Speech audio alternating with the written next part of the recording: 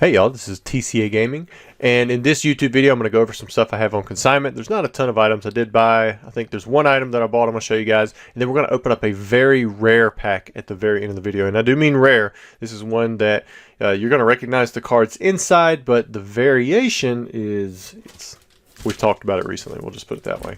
Alright, first up we have a base set pack. This is the old style PSA graded pack. This is a Mint 9. You can see it's UK, which means it's 1999-2000 dated.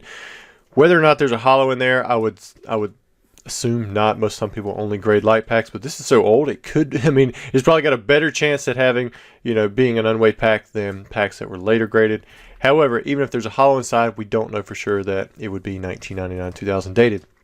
UK packs, I think, have a pretty decent chance, but there's three different versions for 1999-2000 on the base set side. For English, you've got UK, Australia, and then you also have an English version. If you're not aware, it does have the international seal. That seal is going to be different on the US packs, and then the logos are actually curved, where if you go to base set on the English side, it's going to be squared off. And then you see that there are long crimps here. Usually for base set, that would indicate that it is a shadowless pack, but not for the UK print.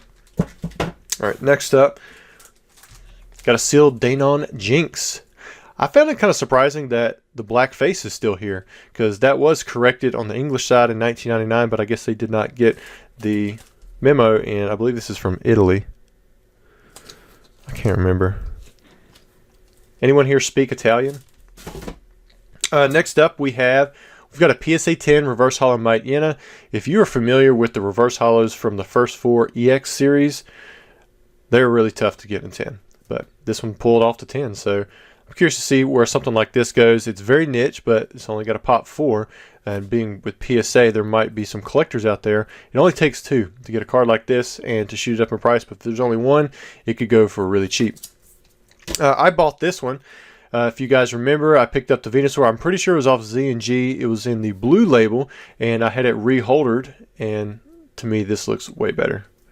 I did see Z&G has the Blastoise for base set and pristine going through auction, ending on, I think it's this Sunday, so I'm going to have to go through and check my bids, because I don't think I have that one lined up yet. And if you guys, again, if you're ever looking to shop with Z&G or Probstein or PSA Vault or even Fanatics for their auctions, I've got quick links down in my description now that will take you directly to them, and it'll search for like Pokemon 10, so it'll like search, if you're looking for PSA 10 graded cards, but you can change the search for however you want, but it'll take you directly to them, and it doesn't give you any kind of discount or anything, but it's a way that you can support the channel for free and still shop. Even if you're not going to shop with them, if you just want to use those links before you shop on eBay, it helps me out. Alright, next up we have Arcanine Best Song CD promo. So this is one of, I guess technically, I believe it's 11 cards that are in the CD. The CD actually looks pretty cool, but I used to buy them just for the promos. You used to be able to get them in like quantity 10, 20, or more if you're Gary King Pokemon, and you can pick up, like 5,000 of them at one time, which is just crazy. But I used to buy them because they have Charizard, Blastoise, Venusaur. Those three alone used to pay for the entire CD, but you still got cards like this, cool Porygon, Bubble Mew. There's a glossy Mewtwo that's like the Cyburn, or the no, it's not the Cyburn one. It's the WB on the English side, that artwork. But then you've also got cards like the Shadowless Pikachu that comes with it, and it's in really good shape because it's actually Japanese stock. It is lighter, but it grades super easy. But I used to buy those, and man, it was just like easy money. Not many people knew about them, but you had to find them, and then you had to grade the cards. Sometimes you could just sell them raw and make the money back, but I still like the set. Alright, next up we have a Shadowless Charizard in the 8. We have this is actually a 1999-2000 dated Charizard. I don't know if you guys can see that, but this is what you're essentially looking for from those 1999-2000 base set packs. Sometimes you get holos that are dated like this. Sometimes you get holos that are dated like this, just regular 1999. The cards themselves are only different with that date at the bottom, and this is a much more scarce variant to find, especially graded. And you can see right here, PSA still hadn't even recognized it at this point in the 20 million certification numbers. It was during the COVID era, or a timeline when, or I was getting ready to say era, when I was able to successfully get them to start recognizing the 1999-2000 cards. But there are still people out there who have hollows that are dated 1999-2000 that are not correctly labeled even in the system now. So it does skew off the results some. So if you did go on there, and I believe the person who reached out to me said, hey, on your eBay listing, your title is messed up. You forgot to put 1999-2000. And he even gave me a pop number. It's like, it's only 79 of these, so it's going to be worth a lot more. He is correct. It is going to be worth a lot more. And my title was incorrect, so I definitely appreciate that. I had to end the listing because it did have bids on it, and I have it rescheduled to start again on Sunday. So if you don't see this on eBay, that's why. But the pop itself is going to be off, mainly because of cards like this. I don't know how far off. I don't know if anybody can truly know, because how many of these were graded, how many people even cared or even knew. And there's so many cards that have been graded in recent years. It's really hard to tell. But here's a regular base set Charizard in an 8. We have a Japanese base set Charizard in an 8. Got a nice swirl there. And then we also have the no rarity. You can kind of tell, like, it's missing the symbol here. Like, that's the most obvious piece. But you can also tell the no rarity Charizard, it's lighter. It's almost got like a more of an orangey, where this is getting closer to like a red type feel, like a deeper saturation on the one with the rarity. So that was pretty cool. Big card there. Got a Mewtwo Dutch in an 8. A lot of 8s for this submission, but pretty decent name cards. All right, here's some 10s. We got a Moltres Japanese. We also have the cool Porygon, again, from the Best Songs CD. I used to give away those CDs, but they look so cool. Really striking artwork on the CD itself. But I imagine you could probably find those pretty cheap on eBay, because, I mean, it's like Japanese music. But I remember giving some away when I had the physical store, and a few guys they'd actually put them in their CD players and listen to them. Now you can't even get computers with CD players. You have to have like an attachment. Here's another one, cool Porygon, again in a 10. Here we have the first edition Pikachu Error for the Ivy Pikachu, the promo. This is the gray stamp Pikachu. You guys may or may not have ever heard or seen this card, but that's not an error. This is actually a Japanese stock card that was printed with English writing on the front and the back. But this was a Japanese release. You could peel it off. You can see right there, Koro Comics. I'm pretty sure this is one you could peel. And as such, usually you have like these white dots along the edges that keep it from getting a 10. So it's a pretty hard 10 to get, even though the condition is, I mean, the actual condition is really good. But because of the way it comes off, I don't know if you guys can see it, there's usually always some kind of whitening right there. And there's also a Jigglypuff with the same type issue, but also same type of release. Jigglypuff number 7. There's a gray stamp promo for this card released in English. Here we have a non-glossy Ivy Pikachu in a 9.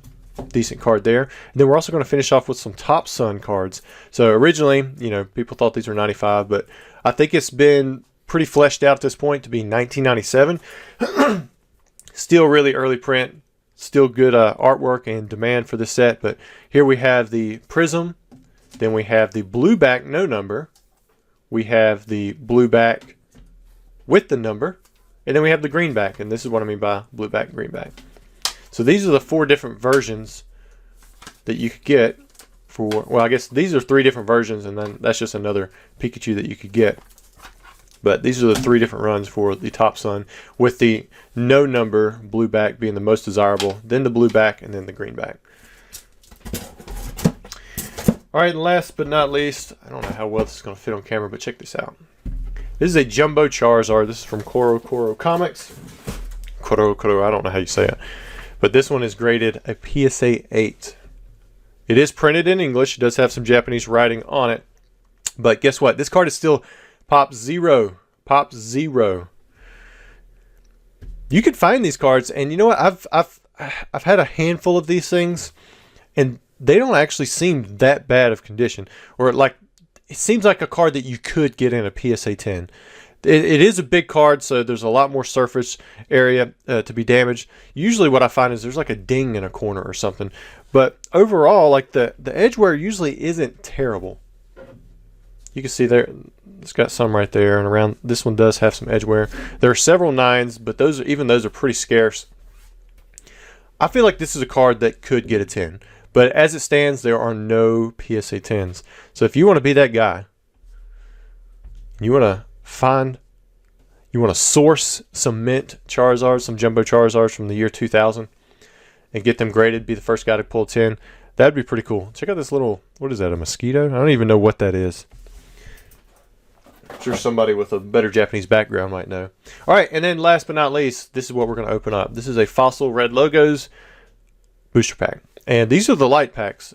So many people message me. They're like, hey, you got your heavy and your light packs reversed. But it did not. And, you know, the heavy packs, they sold out pretty quickly. But nobody has bought. Well, I think maybe one light pack has been bought, and that's it. But I opened up one in stream, and I was like, as long as I don't get a Raichu, because Raichu is the only rare that you can get already in Tempest or Thunderstorm, 1999 2000 dated. Now, don't get me wrong, there is a difference between this and the English release versus the Australian English version release, because the cards are glossy, but very few people care, and they're happy to settle with a regular 1999 2000 from Thunderstorm or Tempest. So I'm hoping for like a Dragonite or Gengar. If I get a second Raichu, that's no fun. But we're going to open it up. I don't know how many of these you've ever seen opened up on camera, but they're definitely not getting opened up every day.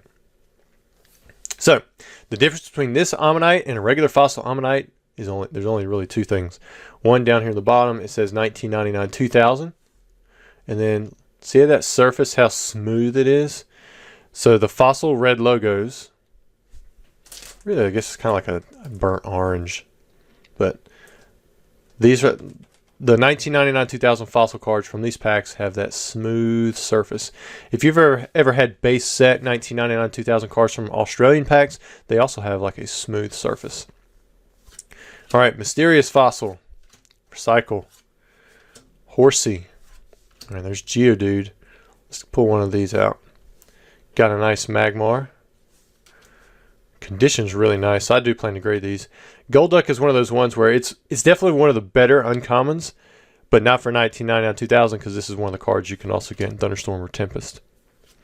And Seadra. Slowpoke. Can we get a Dragonite? I would like Dragonite or Gengar. I mean, it's kind of like parallel to the Hollows, the most popular ones. But then after that, maybe like Articuno or Moltres. Psyduck. This is another one of the 5 cards you can get from 1999 2000. So we hit 3 of them. No, we hit 2.